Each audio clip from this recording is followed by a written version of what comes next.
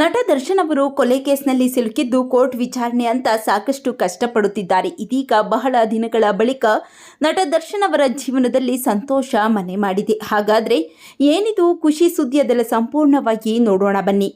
Shooting ಆಗಿ ವಿದೇಶಕ್ಕೆ ತೆರಳಲು ಅನುಮತಿ ಕೋರಿ ದರ್ಶನ್ ಅರ್ಜಿ ವಿಚಾರಣೆ ಇಂದು ನಡೆದಿದೆ. 64ನೇ ಸಿಸಿಎಚ್ ಕೋರ್ಟ್ನಲ್ಲಿಂದು ಆದೇಶ ಪ್ರಕಟವಾಗಿದೆ. ದರ್ಶನ್ ಪರವಾಗಿ ವಕೀಲ ಲಕ್ಷ್ಮೀಕಾಂತ್ ವಾದ ಮಾಡಿದ್ದರು. ಅವಕಾಶ ನೀಡದಂತೆ ಎಸ್ಪಿಪಿ ಪ್ರತಿವಾದ ಮಾಡಿದ್ದರು. ಅಂತೂ ದರ್ಶನ್ಗೆ ಗೆಲುವು ಸಿಕ್ಕಿದೆ. ವಾದ ಪ್ರತಿವಾದ ಆಲಿಸಿ ಇಂದಿಗೆ ಆದೇಶ ಕೋರ್ಟ್ ಕಾಯ್ದಿರಿಸಿತ್ತು. ಇದೀಗ ಕೊನೆಗೂ ಗುಡ್ ನ್ಯೂಸ್ ಕೊಟ್ಟಿದೆ. ದರ್ಶನ್ ಚಿತ್ರನಟ ಆಗಿದ್ದು ನಟನೆ ಅಷ್ಟೇ ಅವರ ದುಡಿಮೆ. ಹೀಗಾಗಿ ಚಿತ್ರೀಕರಣಕ್ಕೆ ವಿದೇಶಕ್ಕೆ ತೆರಳಲು ಅವಕಾಶ ನೀಡುವಂತೆ ದರ್ಶನ್ ಪರ ವಕೀಲರು ಮನವಿ ಮಾಡಿದ್ದರು.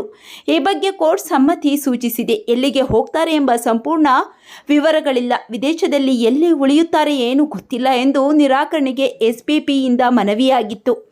ಇದೀಗ ನಟನಿಗೆ ವಿದೇಶಕ್ಕೆ ಹೋಗಲು 25 ದಿನಗಳ ಕಾಲ ಅನುಮತಿ ನೀಡಿದೆ ಕೋರ್ಟ್. ಜೂನ್ 1ರಿಂದ ಜೂನ್ 25ರವರೆಗೆ ವಿದೇಶಕ್ಕೆ ಹೋಗಲು ಅವಕಾಶ ನೀಡಿದೆ. ಸಿನಿಮಾ ಶೂಟಿಂಗ್ ಹಿನ್ನೆಲೆ ದುಬೈ ಹಾಗೂ ಯುರೋಪ್ಗೆ ಹೋಗಲು ಅನುಮತಿ ಕೋರಿ ಅರ್ಜಿ ಸಲ್ಲಿಕೆ ಮಾಡಿದ್ರು. ದರ್ಶನ್ ನ್ಯಾಯಮೂರ್ತಿ SP ನಾಯಕ್ ಅವರಿಂದ ಕೊನೆಗೂ ಆದೇಶ ಬಂದಿದೆ. ಈ ವಿಷಯ ಕೇಳಿ ದರ್ಶನ್ ಹಾಗೂ ಪತ್ನಿ ವಿಜಯಲಕ್ಷ್ಮಿ ಅವರು ತುಂಬಾನೇ ಖುಷಿಯಾಗಿದ್ದಾರೆ.